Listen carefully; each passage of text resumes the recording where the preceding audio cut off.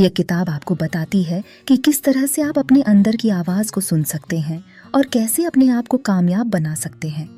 इसकी मदद से आप अपने कर्मचारियों को उनके अंदर की आवाज सुनने के लिए भी बढ़ावा दे सकते हैं। हम में से हर कोई सोचता है कि काश वो भी दूसरों की तरह कामयाबी हासिल कर सकता।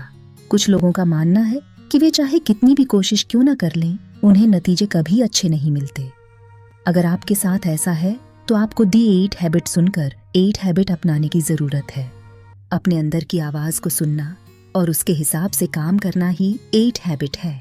अगर आप दूसरों के हिसाब से काम करते हैं तो आप अपनी जरूरतों और अपने काम करने के तरीके के बारे में नहीं जान पाएंगे। यही वजह है कि आप बार बार नाकामयाब हो रहे हैं। 8 हैबिट यह किताब उन सभी को पढ़ना या सुनना चाहिए जो अपने अंदर की आवाज को सुनकर अपने अंदर की क्रिएटिविटी को बाहर ला सकते हैं। ये किताब हमें बताती है कि किस तरह से हम अपने बिजनेस को आगे ले जा सकते हैं या अपनी नौकरी में सफलता पा सकते हैं। ये किताब मैनेजर, लीडर और कर्मचारी सबके लिए उपयोगी साबित होगी। ये किताब उन सभी को सुनना चाहिए जो कोशिश करने पर भी कामयाबी हासिल नहीं कर पा रहे हैं।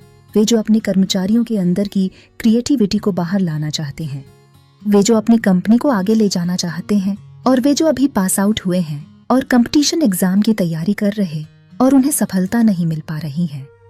Welcome to my YouTube channel. मैं आरजे पवार आपको सुनाने जा रही हूँ लेखक स्टीफन आर कोवे द्वारा लिखी द 8th हैबिट। लेखक स्टीफन आर कोवे अमेरिका के एक लेखक, बिजनेसमैन और स्पीकर थे।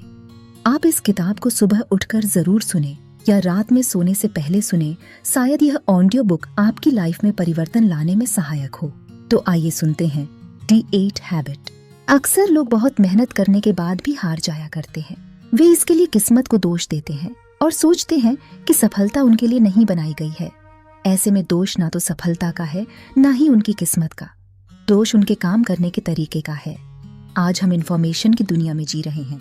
इस दुनिया में बहुत तेजी से बदलाव आ रहे हैं। जो लोग इस जमाने में नए आइडियाज लेकर आ रहे हैं वे सफल हो रहे हैं, लेकिन जो लोग पुराने तरीके अपना रहे हैं वे हमेशा ही नाकामयाब होते हैं।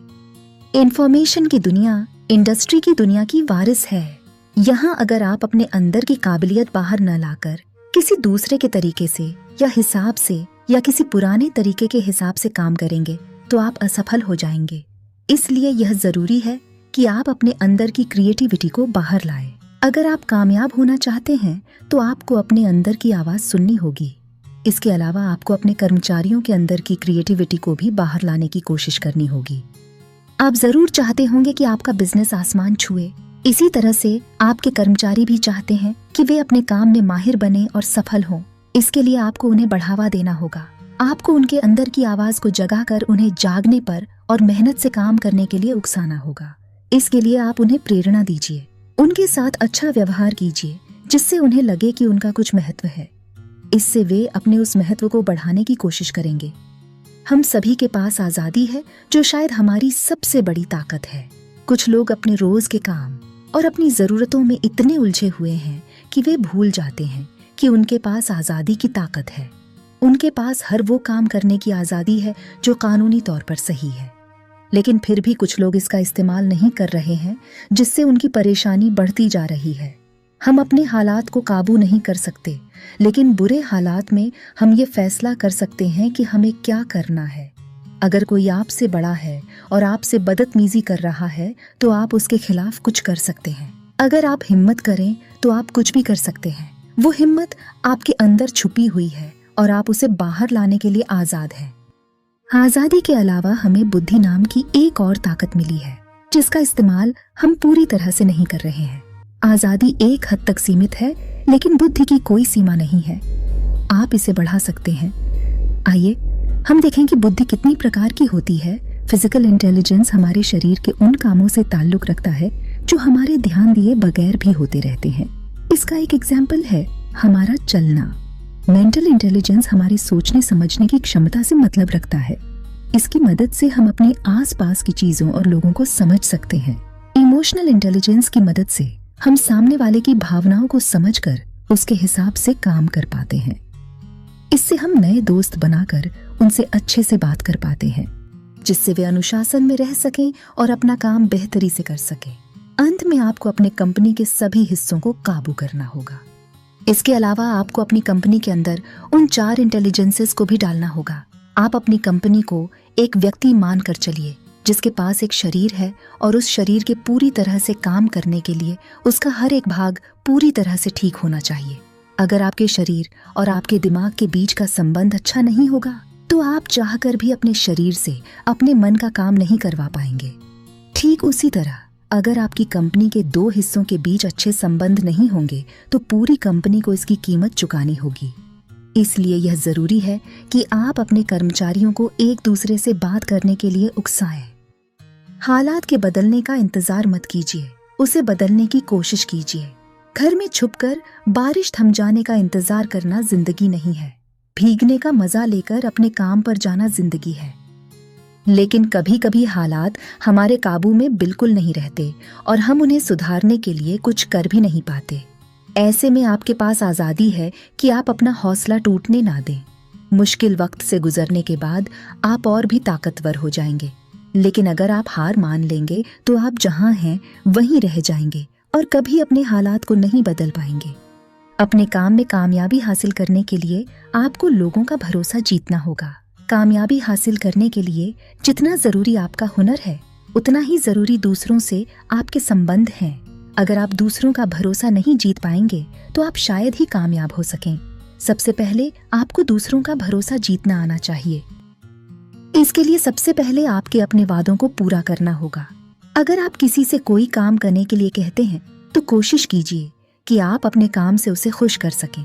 जब आप किसी से वादा करते हैं तो आप उसके अंदर एक आशा जगाते हैं और जब आप वादा पूरा करते हैं तो आप उसका भरोसा जीत जाते हैं। इसके बाद आप शब्दों का इस्तेमाल करना सीखिए।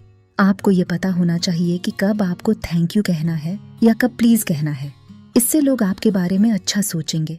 इसके अलावा आपको माफी मांगना भी आना चाहिए। अगर आपसे अनजाने में कोई भूल हो जाती है तो माफी मांगने से वो खोया हुआ विश्वास कुछ हद तक लौट आता। लेकिन आपको भी दूसरों पर भरोसा करना होगा। अगर आप दूसरों पर भरोसा करेंगे तो उनकी काबिलियत पर भरोसा करेंगे और उनकी कामयाबी के लिए उनको मुबारकबाद देंगे। इससे वे भी आप पर भरोसा करने लगेंगे। भरोसे से आप अपने रिश्तों को भी मजबूत बना सकते हैं। अगर लोग आपके काम पर और आप पर भरोसा करेंगे तो इससे आपका काफी हद तक फायदा होगा। समझौता करना कभी कभी अच्छा होता है। इस दुनिया में जितने तरह के लोग हैं उतनी तरह की सोच भी है। ऐसे में किसी से मतभेद होना आम बात है। हम सभी के लिए अलग अलग बातें मायने रखती हैं और हम सभी अलग तरह से सोचते हैं। तो अगर आपका किसी से मतभेद हो जाए तो आपको क्या करना चाहिए? सबसे पहले आपको यह समझना होगा कि सामने वाला क्या सोच रहा है और उसके ऐसा सोचने की वजह क्या है। इसके लिए आपको उसे सुनने की कोशिश करनी चाहिए। अगर आप ध्यान से उसकी बातों को सुने तो शायद आपको उसकी बात या उसका आइडिया अपने आइडिया से ज्यादा बेहतर लगे। यह शायद आप दोनों आपस में बात करके कोई नया और ज्यादा बेहतर आइडिया सोच सकें। लेकिन एक दूसरे से बहस करना समस्या का समाधान नहीं है। समझौता करने के लिए आपको सबसे पहले यह समझ लेना चाहिए कि मतभेद की वजह होती है सोच में अंतर होना। तो अगर आप सामने वाले की आंखों से चीजों को देखने की कोशिश करेंगे तो आप उन्हें अच्छे से समझ पाएंगे। इसके अलावा अगर आप उसकी बात को सुनेंगे तो वह भी आपकी बात सुनेगा और समझने की कोशिश करेगा। जब आप दोनों लोग अपने अपने विचारों को एक दूसरे के सामने रखेंगे तो आप समझ सकेंगे कि हालात के हिसाब से क्या बेहतर काम कर सकता है। इससे आपके फैसले पहले से बेहतर होंगे और आपके बीच का रिश्ता भी मजबूत होगा। दूसरी तरफ अगर आप बहस करेंगे तो शायद उसका कोई नतीजा ना निकले। आप जबरदस्ती अपनी बात मनवाने की कोशिश करेंगे, जो कि अच्छी बात नहीं है। इसके अलावा इससे आपके रिश्ते भी बिगड़ सकते हैं। अपने कर्मचारियों को कंपनी के नियमों के बारे में बताइए। अगर आपकी कंपनी के कोई नियम नहीं है तो आपकी कंपनी खतरे में है। सबसे पहले आपको अपने कर्मचारियों को अपने नियम के बारे में बताना होगा, जिससे वे उन नियमों के हिसाब से एक ही दिशा में काम कर सकें। लेकिन नियमों का होना इतना जरूरी क्यों है? जैसा कि पहले कहा गया कि आप अपने कंपनी को एक व्यक्ति समझिए। हर व्यक्ति के कुछ उसूल होते हैं जो उसके व्यवहार और उसके चरित्र के बारे में बताते हैं। उसका दिमाग और उसका शरीर उन्हीं उसूलों पर काम करते हैं।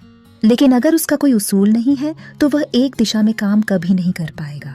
उसका दिमाग उस पर हावी हो जाएगा और वो काबू से बाहर होने लगेगा। इसलिए यह जरूरी है कि आपकी कंपनी के कुछ उसूल हों और आपके कर्मचारियों को उन उसूलों के बारे में पता हो। हर कंपनी का एक उसूल होना चाहिए अपने कर्मचारियों के बीच अच्छे संबंध को बनाए रखना। लेकिन कभी कभी जब कंपनी के कर्मचारी आपस में एक साथ काम ना करके कंपटीशन करने लगते हैं, तब वे एक साथ काम करना पसंद नहीं करते। ऐसे में यह आपका काम है कि आप सभी के साथ एक जैसा व्यवहार करें, जिससे कोई अपने आप को किसी से कम ना समझे। आप अपने कर्मचारियों को उनके काम के लिए फीडबैक देते रहिए, जिससे वे एक दूसरे से मिलजुल कर काम करना सीख सकें और साथ ही अपने काम को भी बेहतर बना सकें। अगर आपके किसी कर्मचारी से कोई गलती हो जाती है तो आप उसे इसके लिए डांटिए मत। उसे अपनी गलती सुधारने का एक और मौका दीजिए और साथ में यह बताइए कि उसे अपना काम सुधारने के लिए क्या करना चाहिए। इसके लिए आप महीने में एक बार अपने कर्मचारियों के साथ एक मीटिंग बुला सकते हैं, जिसमें आप अपने अच्छे कर्मचारियों की तारीफ कर उन्हें बढ़ावा दे सकते हैं और बाकी सबको बता सकते हैं कि वे अपने काम को और बेहतर कैसे बनाएं। आपको शायद यह बुक समरी पसंद आई हो। यदि हाँ तो कमेंट्स में जरूर फीडबैक दें और आगे भी हमारी बुक ऑडियो समरी सुनने के लिए चैनल को सब्सक्राइब जरूर करें और लाइक करें, जिससे हम आपके लिए बेहतर ऑडियो बुक लाते रहे।